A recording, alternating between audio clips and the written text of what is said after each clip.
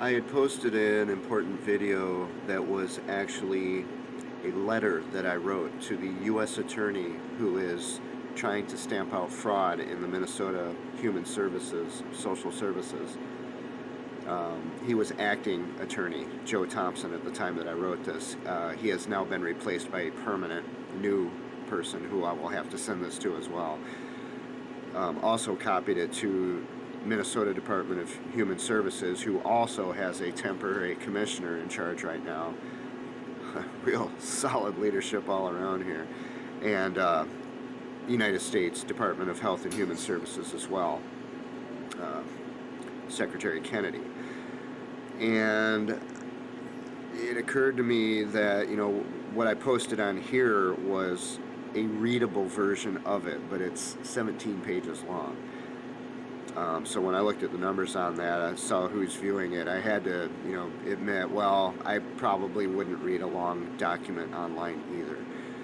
So what I'm doing here is I'm just going to read only the first several pages. I don't even know how many pages it was, maybe 6 or 7.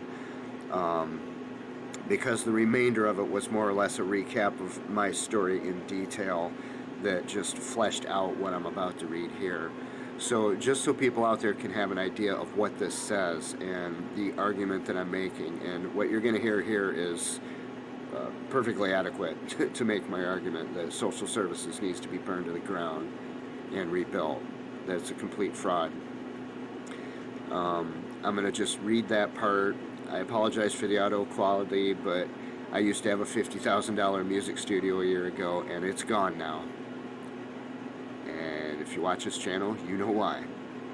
So here you go. Here's my letter to social services and those who want to fix it. Dear Mr. Thompson, as a healthy, sane, sober, well-educated, honest, law-abiding, highly self-motivated, reliable, and hardworking man who has been homeless in Minnesota for 10 years, when relieving such a competent citizen of this burden should have been the simplest task for social services for more than 9 years ago, I want to inform you about fraud, waste, and unacceptable incompetence in the Minnesota social service system. The problem is not so much that various social services are committing fraud, which does happen, or that clients are defrauding the system, which also happens. The real problem is that Minnesota social services intrinsically and fundamentally is a fraud. It is deliberately designed to fail, to avoid, quote, working ourselves out of a job, unquote, by productively helping Minnesotans who are in urgent or dire need, or even in imminent peril of their survival. Social services' primary purpose is not to help others. Its primary purpose is to maintain its own existence, that is, social service jobs, indefinitely. The system consumes countless tax dollars toward that singular goal, while wasting countless more toward maintaining a deranged public illusion that it is helping Minnesota's roughly 20,000 homeless citizens. Even this number reveals a serious problem. The state of Minnesota's annual homeless census consistently comes up with a count of around 10,000 homeless in the state. Yet, over my 10 years of homelessness, I have found that approximately 50% of homeless individuals I encounter, including myself, have never been counted in any census. By my estimation, the real number of homeless Minnesotans is likely at least twice the official estimate. How can any government, agency, or organization conceivably serve 20,000 or more people effectively when it is funded to serve half that number, and it is deliberately designed to fail even at that? Even a humble household cannot function when the head of that household has no idea how many people live there, who they are, or what their characters, sanity, sobriety, honesty, and work ethics are. This is fundamentally the same problem we have with illegal immigration, making effective government administration impossible. We are not talking about a simple failure to succeed here. We are talking about human suffering on a massive scale, resulting from a fundamentally fraudulent system that is oblivious to reality, existing with no basis in reason, no moral compass, no consistency, bad management, and no clearly defined purpose. Yet its funding represents the largest outlay of tax dollars in the state budget. Something is dreadfully wrong here. I refer you to my YouTube video, If Businesses Operated Like Social Services, which makes the distinction between a purposeful organization that achieves success by pursuing clearly defined goals and the catastrophic failure of social services, which has no well-defined purpose and no comprehension of its own ineffectiveness and impotence, particularly when dealing with homeless citizens. As a man who has studied science and the scientific method and has learned the principles of good business from hard work and experience, frequent promotion, I lack the words to express my contempt for what I have witnessed from Minnesota social services over the past 10 years. Social services needs to be burned to the ground and rebuilt from an entirely different foundation. The current foundation is a quicksand concoction of arrogant academia and amoral, self-serving government. It exploits the poor and homeless by manufacturing pointless and unnecessary bureaucratic obstacles while engaging in human experimentation by endlessly trying out silly academic fads and absurd ideas at our expense. I provide just a few examples here. Number one, Governor Tim Walz has consumed public resources and tax dollars to ensure that I, as a man, will always have tampons available in public men's rooms, should I ever need a tampon for some incomprehensible reason.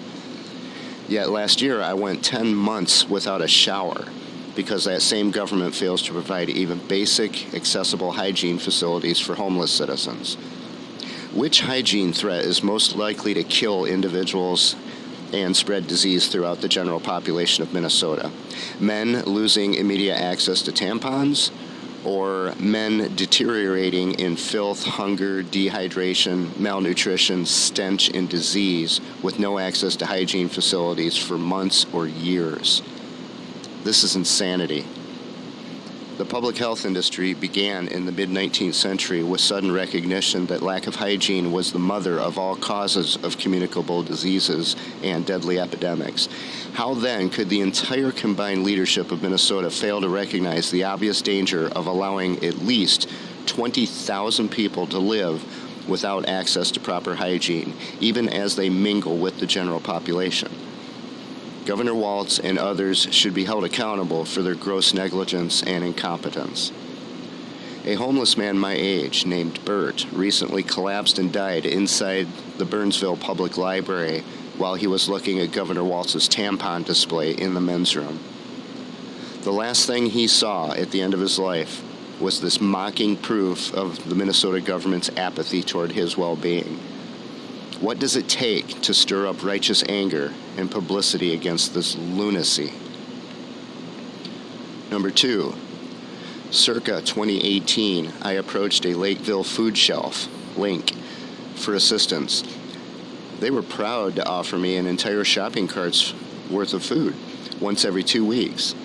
Most of this food consisted of canned goods, perishables, and food that needs to be prepared with a stove or an oven. I informed them that I live in my car, which reached temperatures of more than 100 degrees each day at that time, with no air conditioning. I informed them that I had no way to prepare food or even to open canned goods. So I asked them if I could visit the food shelf weekly rather than bi-weekly and take only what I needed, which was far less than what they had originally offered. The staff refused, stating that this is not how we're set up to operate. So I ended up receiving no food at all because I was not going to waste 10 pounds of food to obtain 1 pound that I could actually eat. This rigidity of policy and failure to accommodate individual needs is absurd, wasteful, and cruel. Number three, social services habitually takes a lazy, irresponsible, and reckless approach to the law. For example, they routinely encourage clients to, quote, just use any address, unquote, when presented with the following warning at the bottom of every official form their clients must sign. Quote, I certify that all information is true and correct to the best of my knowledge under penalty of perjury, a felony. unquote. One cannot willfully, knowingly, and accurately provide an address when you have no address, which is the very definition of homelessness. Likewise, as you will see below, they encourage clients to sign up for programs without any comprehension of the legal implications, and they even seek to have clients sign legal financial obligations at the very moment when those clients have no conceivable way to honor those obligations. This reckless attitude toward the law sets clients up for potential future disasters that may be difficult or impossible to overcome. It is noteworthy that the phrase, "you gotta do what you gotta do," is often waved as a flag to encourage clients to break various rules and engage in dubious activities and outright violate the law. This is noteworthy because throughout my 10 years of homelessness, I have diligently sought to lobby legislators at all levels of government so that such lawbreaking would no longer be necessary for homeless persons who are trapped in a legal system that has disenfranchised them. Yet social services, which claims to care the most about homeless persons, has been the least willing to support my lobbying efforts over the years. Indeed, they often condemn me for, quote, wasting time pursuing a legislative or regulatory solution to the most common and serious problems that plague homeless Americans. This is absolutely inexcusable, and it puts social services' sincerity into serious question. Legislative and regulatory solutions would dramatically ease social services' load and reduce public expenses. But remember, their primary purpose is to maintain their own job security. Meanwhile, homeless persons continue to be crushed beneath the weight of a legal system that treats them as second-class citizens at best. Number 4. It is impossible to estimate the number of tons of perfectly edible, nutritious food that is disposed of daily by grocery stores, convenience stores, and restaurants in the Twin Cities area. This food is discarded to comply with Minnesota Health Department regulations. Ultimately, it ends up feeding rats, ants, squirrels, and communicable pathogens. If staff at these stores instead dare to give that, quote, expired food to homeless and hungry human beings, they will be reprimanded or fired as if they had done something wrong. How are the health department's priorities in any way consistent with a competent organization that is truly concerned with human health and survival? Or do homeless persons not qualify as human in the health department's estimation? I have yet to receive an answer to this question from the Minnesota Health Department. Note that a competent, well-run, and healthy business maintains strong communication and teamwork among various specialized departments rather than each department functioning in a vacuum. What does that say about Minnesota's refusal to have its health department and social services coordinate efforts to distribute some of this wasted food to human beings who truly need it? You simply cannot comprehend what it does to a starving human being's psyche to watch people throw 20 pounds of warm sandwiches into a trash can right in front of your eyes while they complain that they would prefer to give it to you instead, but they're prohibited from doing so by the Minnesota Health Department. Why is a, quote, worthless homeless man who is legally prohibited from getting a job asking these questions and providing this information for free, while the irresponsible professionals who maintain this sadistic status quo enjoy high salaries, nice cars, homes, professional prestige, access to news media coverage, and legal standing? Number 5, Dakota County proudly touts 360 communities as a clearinghouse to help people find the assistance they need. Yet, in my experience dealing with them twice, 10 years ago and 1 year ago, I have found that the aptly named 360 Communities accomplishes little more than sending clients round and round in an endless loop from one agency to another without providing much useful assistance that a minimally competent citizen could not easily accomplish on their own. Here is how this scam works. You enter 360 Communities building and are immediately struck by the beautiful, opulent, and expensive woodwork and technology that surpasses the beauty of any corporate boardroom where I have attended meetings. As a poor and homeless person, you feel entirely out of place, as if you've traveled to a different universe. These people on the other side of the desk are not like you.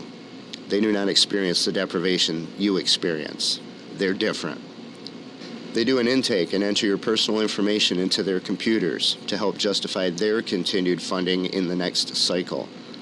Then they refer you to some agency, which you must somehow travel to at your own expense, with or without a car. When you reach that agency, they do an intake and enter your personal information into their computers to help justify their continued funding in the next cycle. Then they tell you they cannot help you and refer you to yet another agency that you must somehow travel to at your own expense.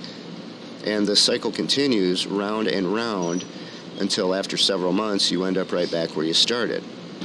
At that point, you have helped to ensure the funding and job security of every employee at every agency you spoke with, yet you have nothing but loss of the personal resources you once had to show for it. 360 Communities then tells you to try again, starting the process all over again. You do not know what righteous anger is until you have had to sell off all your personal possessions while going through this circular roller coaster to nowhere, especially when some agencies refuse to help you if you have not yet sold off all the possessions that you rightfully and honestly worked to earn or inherited from your family. Furthermore, for a man with my professional background, having my personal information entered into all these government computers and private welfare systems all but ensures that I will never enjoy a professional job ever again, let alone an executive position. Social services mocks any criticism of information sharing as paranoid, citing their written privacy policies.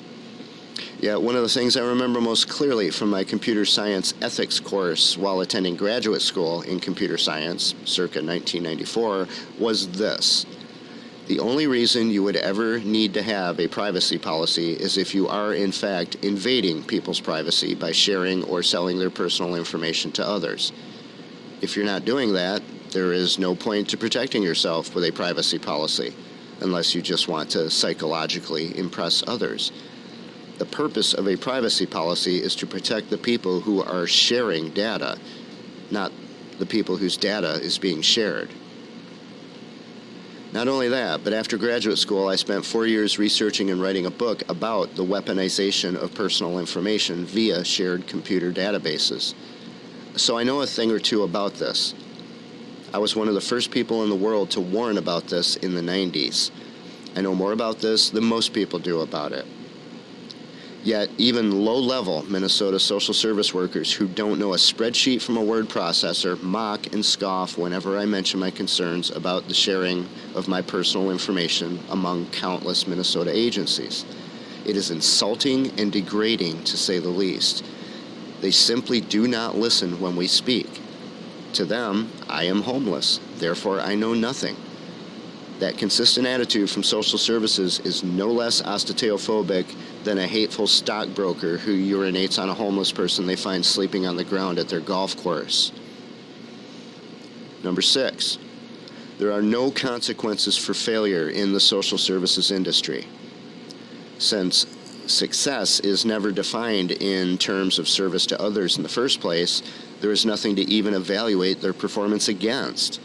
See my video, If Businesses Operated Like Social Services. Social services can work competently to save a client's life or negligently to lead to a client's death, and the results are the same. No evaluation, no third-party oversight, no grievance process for clients who are poorly served or mistreated, no reprimands, no consequences. Number 7.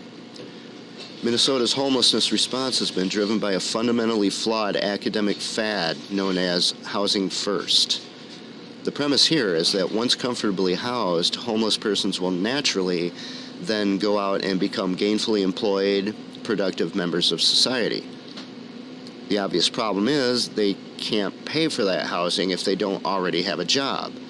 So taxpayers must bear the financial burden, even as many homeless persons simply cannot or will not get a job even after they become comfortably housed, especially when their homelessness was caused by laziness and sloth, mental illness, substance abuse, serious disability, and/or legal bureaucratic injustice that they have no control over. Contrast housing first with my proposal, which is to help homeless citizens acquire earned income, and therefore dignity and autonomy first, whenever possible, and then help them get established in permanent, autonomous housing with absolutely no hidden strings attached. This would allow them to pay for their own food and housing with little or no need for welfare, food stamps, government support, all with minimal tax dollars spent. Social services balks at this idea, even to the point of personally insulting me for making the suggestion. President Trump does not consult people like me as he develops his homelessness policy. He consults the same high-paid academic, quote, experts who have never been homeless or been forced to rely on social services for their survival in a modern first-world nation. Since I value success, I would argue that an experienced professional with dirty hands who earned his expertise in the real world serves as a better consultant than a clean and well-dressed, detached academic who moonlights as a fantasy salesman. How did this height of entitlement, housing first, ever build traction in Minnesota? I am genuinely surprised that social services does not yet provide homeless persons with their own thriving multi-million-dollar business as well, and just allow them to actually earn it later, at some future time. I am not being paid a penny to share my 10 years' experience with you here. Indeed, I had to sell my possessions to pay for the paper and stamp to mail you this letter. President Trump will never know that I existed. Yet I have more relevant information to provide than perhaps all of his expert resources combined. It shouldn't be this way. Nobody listens to those who are most qualified to speak on this subject. Those of us who have had our lives utterly obliterated by repeated social services failures and government-mandated discrimination against homeless citizens, particularly against the working homeless. This is one of the bigger problems with social services. They refuse to listen to anything we say when we tell them what we need, when we are the most qualified to know the correct answer. Instead, they treat us like incompetent children and only offer us what they, in their arrogant ignorance, believe we need. Indeed, they push those offers on us more aggressively than a Jehovah's Witness selling encyclopedias door to door, as if they were getting commissions for each sucker who signs up for food stamps or Social Security at age 57, or yet another useless government program. They simply will not listen to us. But if they don't listen to us, how can they possibly provide the relevant assistance we need to survive, to get back on our feet and prosper as independent, autonomous beings? The best social services can offer is barely enough assistance to ensure that poor and homeless people become hopelessly trapped by government assistance for the rest of their lives. And that is precisely what social services appears to be designed to do.